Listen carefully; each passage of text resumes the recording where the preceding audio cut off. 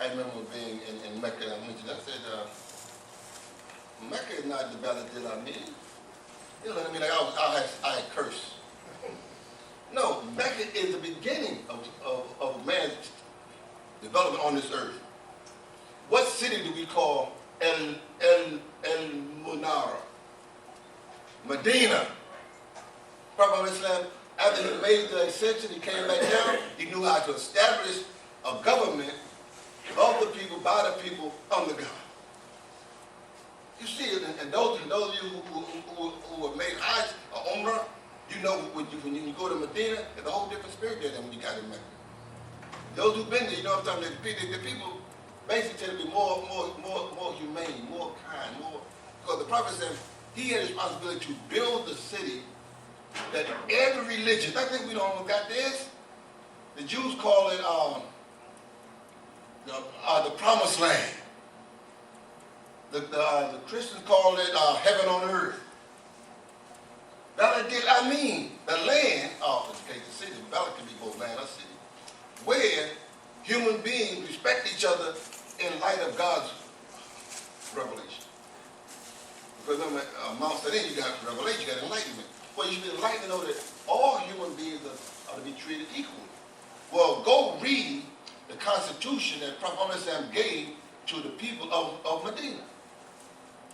He established the language that we incorporated in our Declaration of Independence. We hold the truth to be self-evident that all men are endowed by their Creator with certain inalienable rights. We know this. We know the language of that. That's not part of my speech here, but we know this. Well, when our Prophet said, he established that. Right? And he left that as a sign, I told him, he left that as a sign in our salah. Every one of you got responsible for yourself in prayer. You make your own sunnah prayers. If any one of us break the wudu, I can be leading the salah.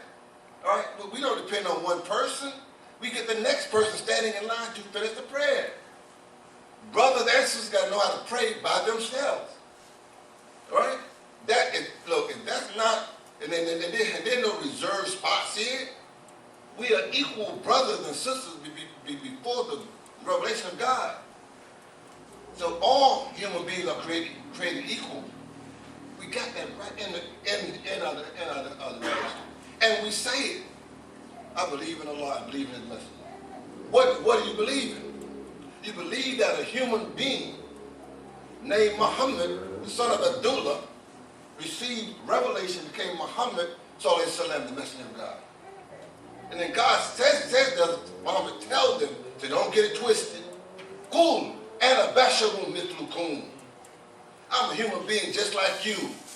That's what the prophet told us. Say why? Because people in the history have put man in certain different levels. You got blue bloods, you got royal and commoners and all this kind of stuff. No. Brothers and Muslims, the Al-Aleem is when the people feel secure in their humanity. That my common human worth before God and then the government's established by man respects that common human worth. And then I say again, verily we have already created human beings in excellent mold. I just come in America, got this idea in American law that some people were 3/5 of a human being, they wasn't following revelation. And our society would never have the security until we begin to respect all of the citizens. You can't say America came to this light. No, America came to right now. We are in a society of fear. Every time you turn around, something go wrong, everybody get fearful. You got to lock down, check you on the plane, check you on the train, check you on the bus. Is that Al-Aleem? That's a land of security? No. Cameras everywhere. Where is the self-government? Where is the self-discipline of the human being? And where is the respect for that? So we as a community look at Medina al-Munawwara, the blessed city of enlightenment. Munawwara means enlightenment, light upon light.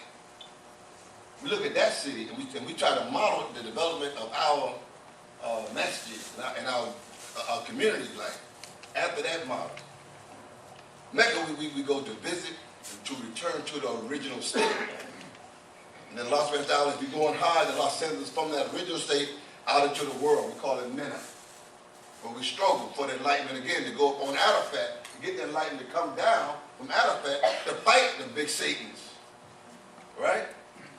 But once Hajj is over, it's not that it's mandatory, but most Muslims, either they went to Medina before or after Hajj. That's our religion. All these are signs for the wide awake man to see these things. How it's done. So here we are. That was late, brother. Abdul-Aleem, you got to be on time. Here we are. We must see this progression that's in this particular surah if we want to appreciate this most valuable thing that we have said as being our brand. What is the brand of, somebody asked me, what is the brand of Masjidullah? I said, striving for human excellence. Strive for human excellence. That's what we're all about. It don't mean no. We're not saying we got it yet. Strive it. And how many times we say to you, Laysa lil-insana illa ma sa'a. There's nothing for the human being except what he goes after. And that the fruit of your striving will soon be materialized. Your raw will be seen. Now, I pointed things out, brothers and sisters. I want us to see that we have entered into the race. That's all we've done. The race to establish the human edifice. Right? And as a worshiper of God, as a believing God, as I say again, we believe in Allah and believe in the Prophet.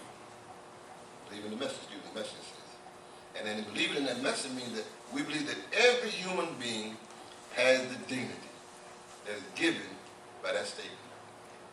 Yes, we believe that Prophet Muhammad said he was the messenger of God. But it's not like they put him in some type of superhuman role. You study his life in Medina, when people was doing work to build the community up, he was there working with them. He wasn't sitting back in some ivory tower giving discussions. No, he wasn't a dictator. He would sit with them and assure these mutual consultation. Right? And they would come to conclusions. And he was not when the conclusions went against what he wanted. What he thought was right. He said, no, it's not revelation. We can go with it. Right? Why is it so important? We live in a society where the more we become educated, the more we go to their conclusions. We become to get big-headed, we get arrogant, we begin to get self-importance. No, none of us are that important. Any of us can die today or tomorrow. This mission, this work is an inevitable product of the plan of God. It's going to happen. The blessing we have is that we are alive in the time of the fulfillment of many of these things. Inshallah, at another date, I will go further than this, but we need to really understand the concepts in our religion and how they are pointed to the edification of the human mind, so it becomes submissive to the will of God. That's what Islam is really all about. Because you can know Islam, at least in theory, in words, but miss your salat. What's up with that? I mean, that's what how many times we have failed to pray. We're sitting at the TV with the remote in our hand. You got the DVR on, you still miss your salat. Because we don't understand the spiritual disciplines and how they connect with the mental discipline and intellectual discipline. So we think, okay, I pray with the message. No. Brothers and Muslims, and inshallah, we will spend a little more time on this. We need to understand that this religion comes for the elevation of the human being and his excellence. The world has said that man was created in sin, born in sin, shaped by iniquity, all kinds of stuff. Islam comes and says, no. The human being has excellence even before revelation. And what they said, Prophet said, he says, I spent a lifetime among you. He was 40 years old before he received revelation. He didn't say, Muhammad, revelation come to you and bring you out of corruption. He was already living according to his own human essence. And how many times we talk about this? Fitrah, that natural urge to do right. That's in every one of us. That's not some special idea in certain human beings. Every human being is born according to the Sunnah of Muhammad hadith. Each of you is born according to the natural process and the fitra. It is your parents or the environment you're born in make you otherwise. But if we can bring you back and have that language environment that helps you see that if you got to compete in the world, you got to understand all of the signs and symbols, and you need to bring your knowledge of understanding of this to the table of humanity and share it with people. We just want to just hear his beautiful Islamic thoughts and not have explanation. Our very soul that statement. We are battling for the salvation of humanity, nothing less. Using the words that Allah subhanahu wa ta'ala revealed to his Prophet Muhammad. So inshallah, at another day, inshallah, totally, man, I'm trying to work my schedules so we can see. But sometimes we kind of get away from the language and direction that we have shared with you over the years. This religion, I want to repeat, comes as revelation to correct the mistakes of previous revelation. It's called Musaddiq. And one of the biggest mistakes that human beings have is that we are not worthy of certain things that are seen in religion. That's not the Qur'an. It's not what God reveals about Muhammad. He said he made honorable all the sons of Adam.